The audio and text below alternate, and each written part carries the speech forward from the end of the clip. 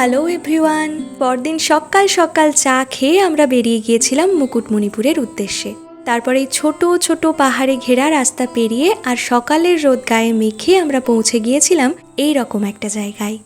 সেদিন প্রচণ্ড রোদ ছিল, আর বাঁকুড়ার গরম মানে তো বুঝতেই পারছো। কিন্তু তাতে কি হয়েছে, আমি সেসব তোয়াক্কা না করেই সব রকমভাবে ফটোশ্যুট করে নিয়েছিলাম। তারপর যেটাকে সবচেয়ে বেশি এনজয় করেছিলাম সেটা হচ্ছে এই নৌকা ভ্রমণ।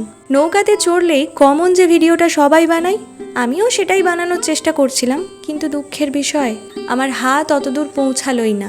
আসলে আমাকে আলাদা করে ইউনিক কিছু করতে হয় না, আমি যেটাই করতে যাই সেটাই ঘেটে গিয়ে ইউনিক হয়ে যায়। তবে একটা কথা বলি, নৌকাতে যাওয়ার সময় আমি ভিডিও ফটো এসব নিলেও ফেরার সময় কিন্তু ফোন হাতেই নিইনি।